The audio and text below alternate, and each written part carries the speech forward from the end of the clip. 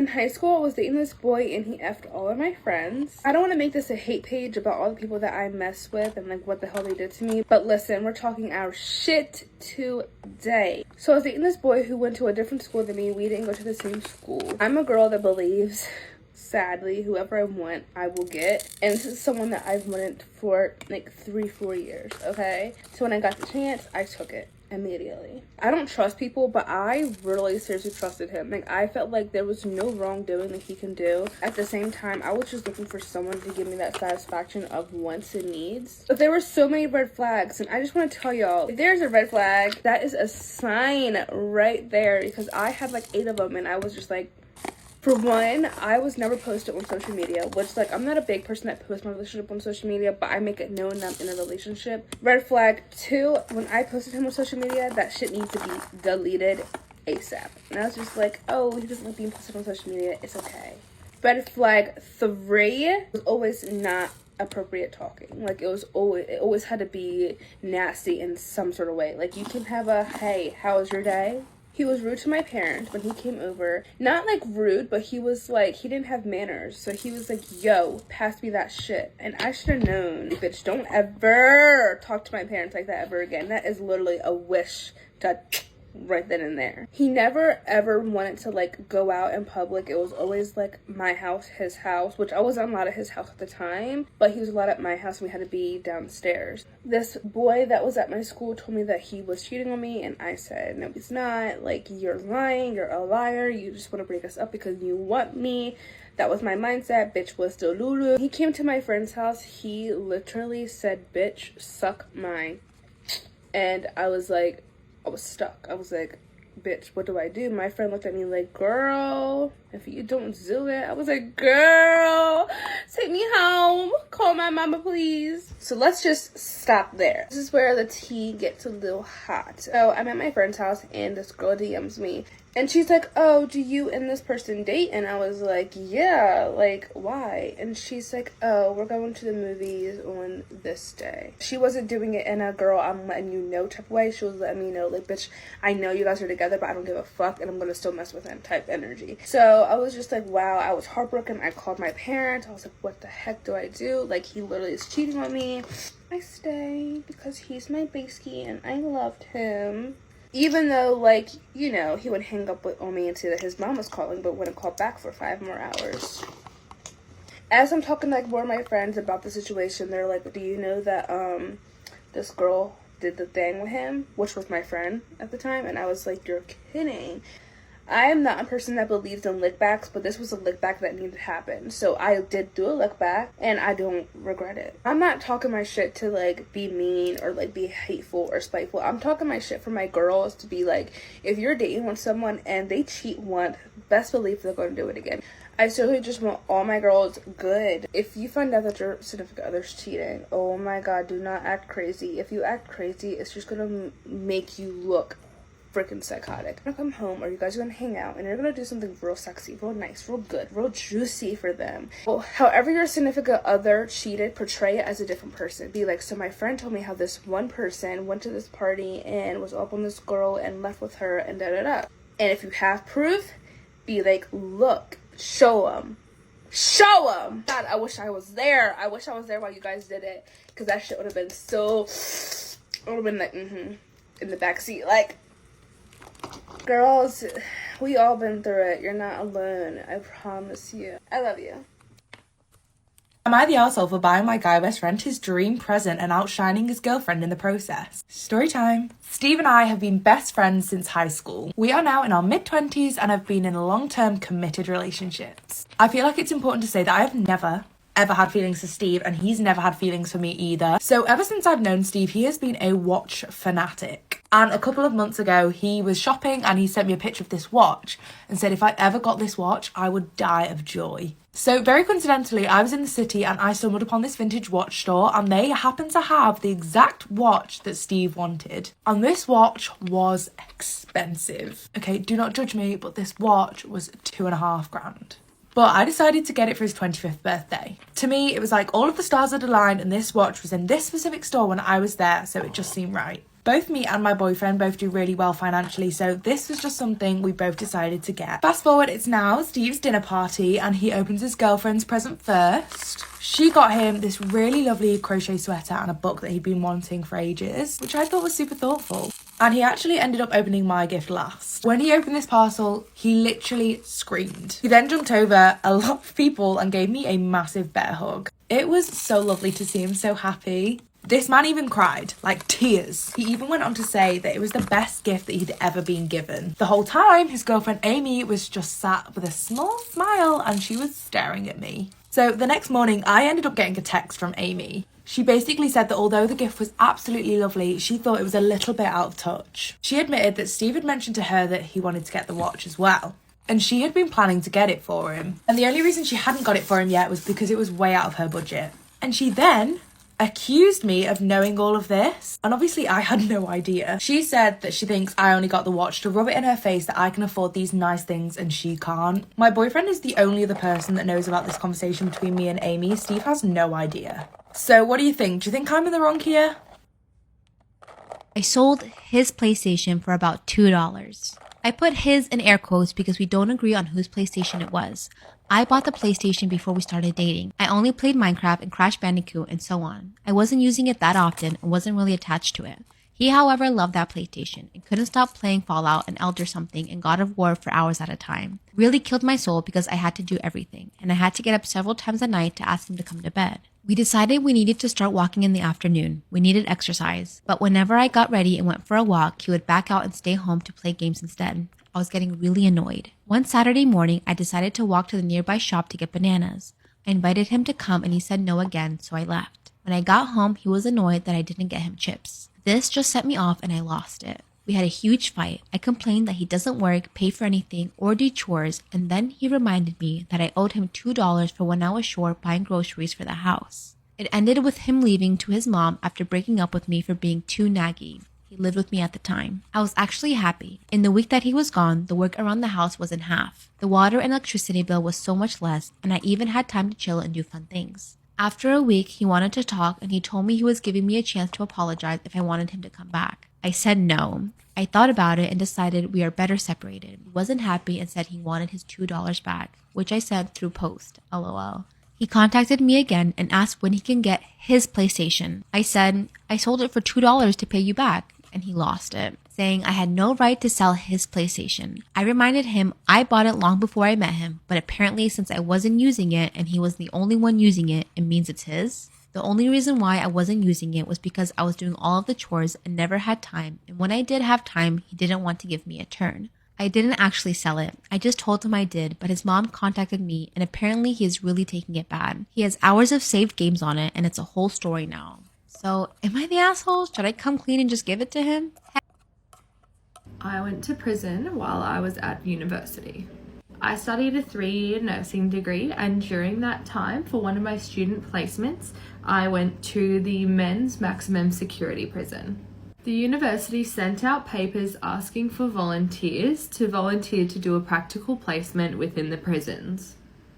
Me, being the prison break obsessed self I am, of course had to say yes, so I ended up going there for 2 weeks.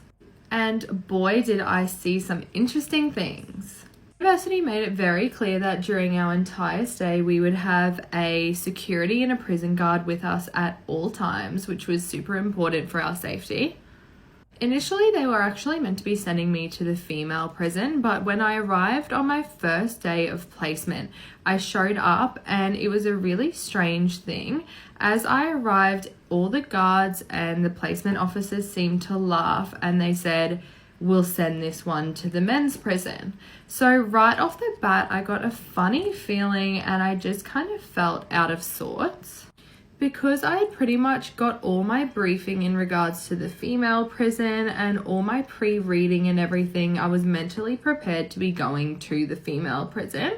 But then when I got there, things changed quite quickly, which kind of caught me off guard and let me feel a little uneasy. But I thought, let's just go with it. It'll also be a really great experience. So I kind of just went with the flow. So my first week was just in the general population prison, where we would pretty much spend our days going to the different cells and giving out medications and dealing with diabetics or any wounds that were essentially on the grounds. And then my second week was meant to be spent, and it was going to be spent in the maximum security area. I keep on going to call them wards, but they're not like the hospitals. Very quickly into the placement, I realized that there were obviously guards present, but the university really made it out like we were going to be with someone 24/7, and that there was no possible way that anything bad could have happened. And literally after my first day, I kind of realized that that wasn't the case. So there were security guards present at all time and prison guards present at all time. But in the medical center, there was essentially a big unit and a big room that there would be you and about 6 other inmates with 1 guard. So realistically, if someone did want to hurt you, it would be very easy for them to before a guard got to you.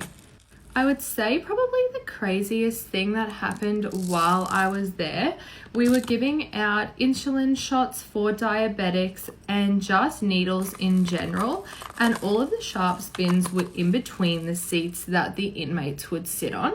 So one afternoon we were giving all of our shots and doing our medications, and I turned around and I noticed that the bin essentially was overflowing in the first place. And the next minute I turned around and all of the needles that were once there had disappeared. I told the nurse in charge, who ended up going to the guards and pretty much put a hold on everyone who was in the medical unit at that time. It was pretty much a wait and see who had taken them, and the guards pretty much strip searched all of the inmates and checked in all of their pockets to find that they had all been reaching into the bin and stealing all of the needles and the sharps out of the bin. It was all such a surreal experience being there, but something that I'm so glad that I did. I think the biggest thing that I learned being in there was, one, that people do make some pretty horrible mistakes, and 2, you can really never judge a book by its cover. It really opened me up and opened my eyes out to see how scary the world really is. I met some inmates in there who you would honestly think if they walked past you on the street or struck up a conversation with you at the bar, you would talk to them. And then once you find out what they've done, it's obviously not meant to hinder your care at all, which it doesn't, but it's just really interesting seeing how they are and then finding out what they're actually in prison for. Also, another thing to note, all of the inmates cook all of the food for the staff. So they cook food for the nurses, the prison guards, everyone. I was weirdly so paranoid about this, and every day would bring my own lunch and food because I don't know why, and I don't know if it's a mean thing, but the thought of eating food that they had cooked, knowing that, a lot of the inmates hated some of the guards, really just stressed me out.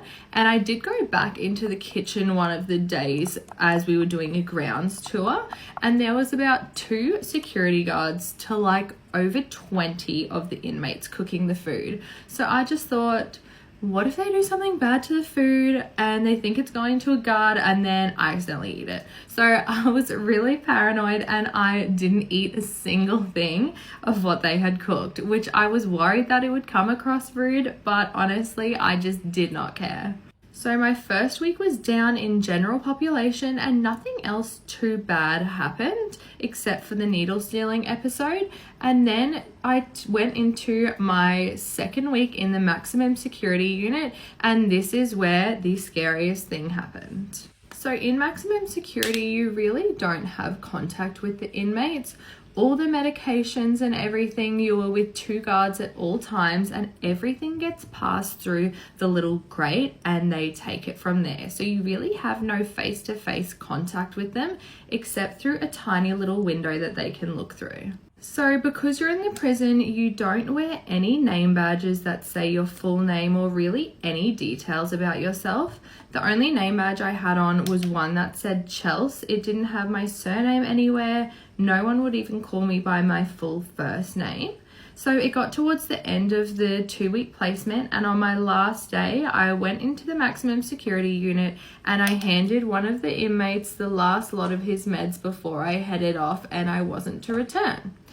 As I handed him the meds and I was walking out, he was in his outside area because they each essentially had a little block of grass that they could go and stand on. I think it was maybe like 10-20 minutes per day.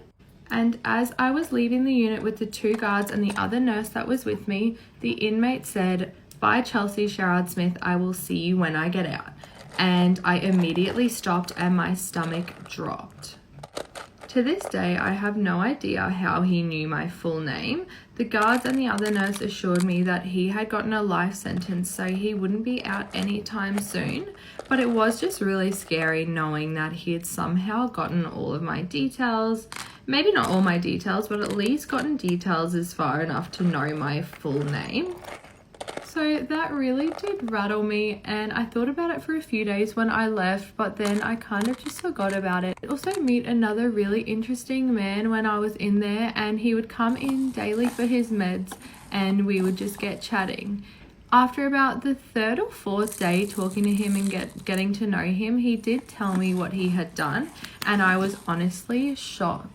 So he was married and his wife ended up having an affair with one of his friends, and he ended up cutting the wife's head off and murdering her. When he was telling me about it, he really didn't have any remorse, and he said if it happened again, he would do the exact same thing, which really, again, made me feel strange. And it was just honestly such a surreal experience. You know, you see these things on, TikTok, or you watch it on the news, but when it's really in front of you and you're talking to someone like that, it is just an insane experience. All in all, it was really a crazy experience, but I'm so glad that I volunteered because I really think it opened my eyes up and made me so aware of really all the bad things out there and what can happen. After that, I thought maybe I should be a prison nurse, but I am very glad that I decided to stick with cosmetics because I cannot imagine my life any other way. Have a good day. Bye. I worked at a Mexican restaurant for years, and without fail, Cinco de Mayo shifts were always the most memorable. And they were mostly that way because in one shift, I could make enough money to pay rent for an entire month. But beyond that, those shifts were always fun because you could almost guarantee you were gonna get to see some pretty questionable decisions get made. Like this one year, I had a guy come in and told me that he was gonna propose later that night to his girlfriend at this restaurant. They had their first date here, and he was hoping to get the exact same booth that they sat in on that date. And then he asks if we could hide the ring in her burrito. Now, your business is your business. If you want to put a diamond ring in a beef burrito, be my guest, literally. But I explained to the guy that it's our busiest night of the year and it might be a little hard to arrange. He's super adamant that this is going to make her laugh. He wants to give her a unique proposal. Can I please help him out? So I agree, and he says they'll be back in a few hours. And when they come back with the girlfriend and some of their friends, that booth had been taken. So he comes up to the bar and asks me what we're gonna do about people sitting in his booth. And I explain that unfortunately I can't just kick them out. So he turns around and walks up to them.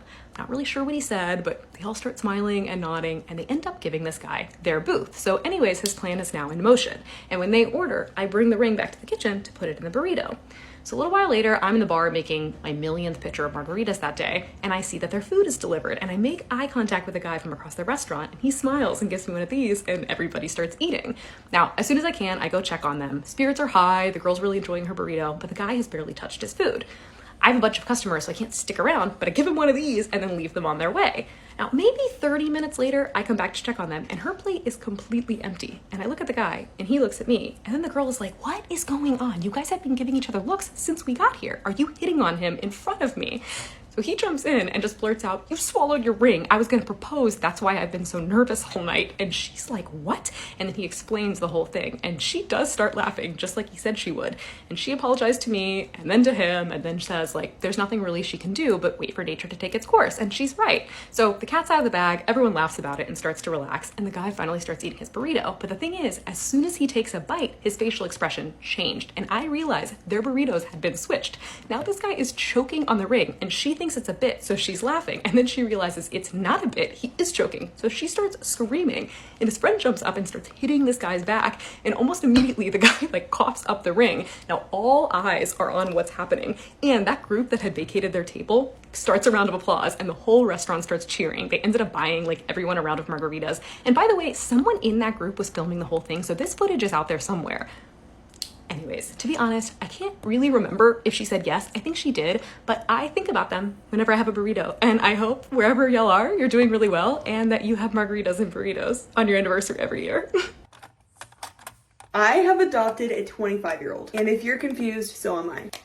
So recently, my nanny asked to move in. Long story short, she just needed a place to stay. At the beginning of her staying with us, she was in a relationship, but it ended about a month ago, and honestly, I was pretty happy about it because I got really bad vibes from the guy she was dating. And turns out he was a complete douchebag with a lot of red flags, loved to play victim, just a narcissistic king, but not actually a king.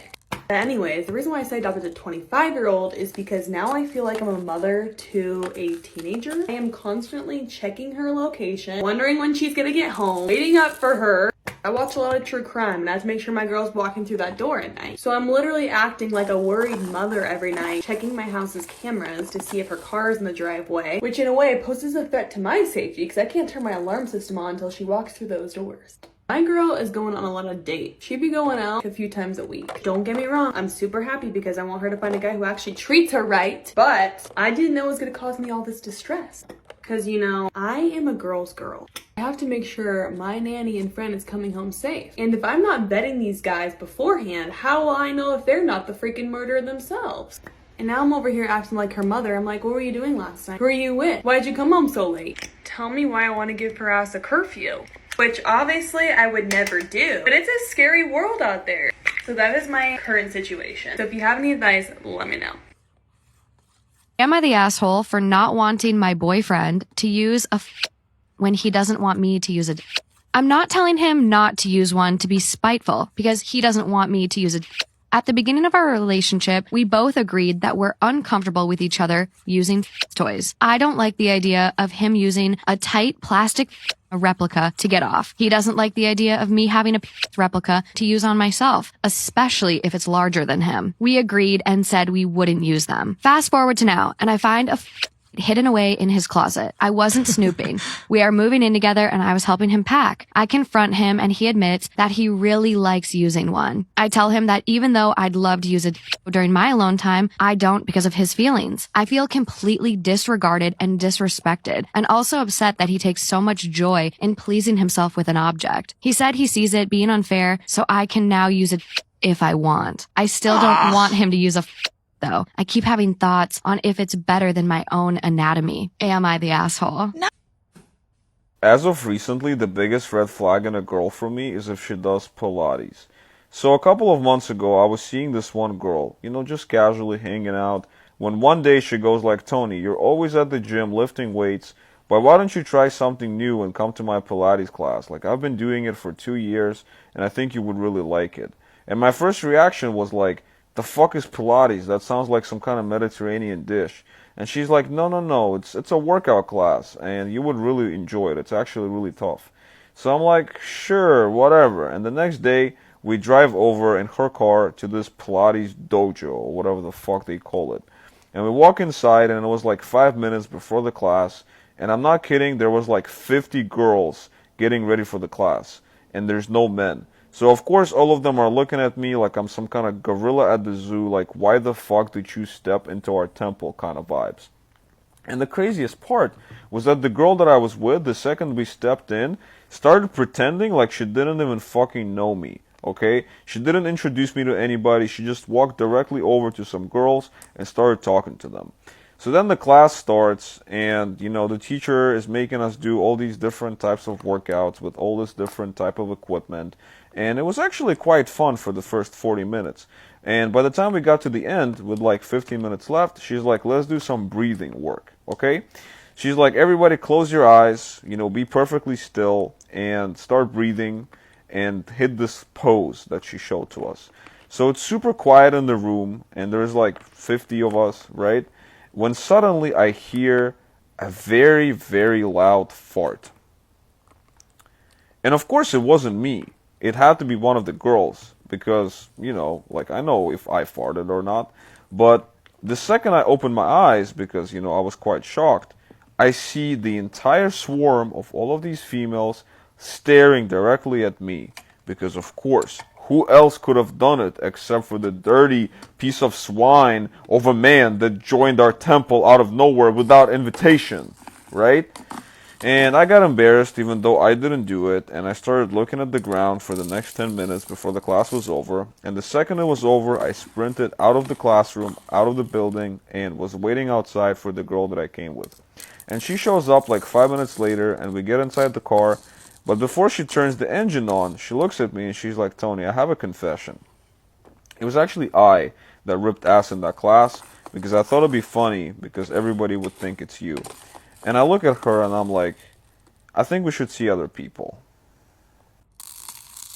I exposed my sister's abortions after she made a shocking speech at my baby shower. So I, 20 female, found out I was pregnant in January, despite it not being planned. My fiancé and I were immediately overjoyed and took the steps to secure our future for us and our child, including buying a home together, transferring to a local college so I can continue my education, and him buying me a new car. We sat down and told his family, and they were excited as he is older than me and more stable in his life, but in all honesty I was scared crapless to tell my parents. Nonetheless, we sat down with them and told them. They were disappointed at first, but that quickly faded as they actually came to terms with the fact that they were going to be grandparents. All I asked for them was help with childcare once the baby is here, because my mother owns a daycare out of our home. I'd still be paying her. From there, everything seemed great, and I was so excited to have the support of everyone I loved in this journey.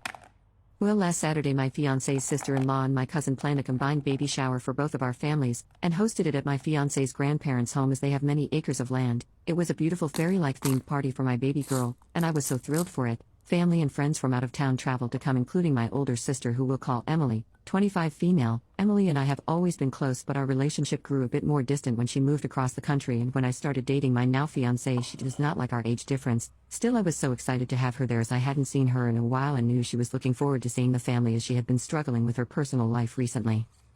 We got in line to get food, and once everyone was seated, my sister stood up, clinked her spoon against her glass, and wanted to give a speech and toast. I looked over at my parents, and we all had the biggest smiles on our faces, so happy that we could all be here together in this moment. She began talking about how excited she was to be an aunt and how she knew I'd be the sister to get pregnant first. A little odd to say, but whatever. She thanked everyone for coming out and then said the unthinkable. Something along the lines of, "Even though you're only 20, got knocked up by this old man right here," and dropped out, then patted my fiancé's back. "We are all very happy for you." I was in shock and even heard a gasp amongst the guests. Everyone was quiet for a moment, and I could hear a few awkward laughs. I felt my eyes tear up, but managed to stand up and put my arm around her and said, "Well, not everyone believes in multiple abortions, Emily," then patted her stomach. "Your womb is basically a cemetery." My fiancé's sister-in-law shot up and put her arms around me to take me inside. Many other guests stood up, and my fiancé stood between my sister and I and asked her to go to the front lawn with him, and my cousin agreed and tried to politely take her away. My sister-in-law took me inside before I could see it, but I heard my dad yelling at my sister and could also hear my mom calming him down. This followed by the sounds of chairs scooting out and some people grabbing their stuff to leave. I started bawling my eyes out and kept asking my sister-in-law, why would she say that? Why would she embarrass me today of all days? My fiancé came inside to comfort me and informed me that my sister had left, but not before my father yelled obscenities at her and basically tried to jump onto the car.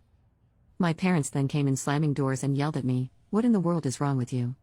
I immediately got defensive, saying that she was the one who embarrassed me at my baby shower, and they told me I should have sucked it up for the sake of the party. I could not believe my ears. Here was my 20-something-year-old adult sister who has had 3 abortions, only dates 40-plus-year-old men, and would pay me to help her with her school work, judging me for my life choices. I supported her through it all, even going with her to her appointments to terminate her pregnancies and being her shoulder to cry on every time her jerk-off boyfriend cheated on her with another 20-year-old. I left and have been home with my fiancé, literally just crying my eyes out over this. My fiancé's family and my friends have assured me that what my sister said was completely out of line, and although I probably shouldn't have said what I did, it's understandable. I am pro-choice and always supported her decisions, but in that moment I just wanted to hurt and embarrass her as much as she did to me. I have not spoken to my parents or my sister since. I'm not sure if I'm in the wrong.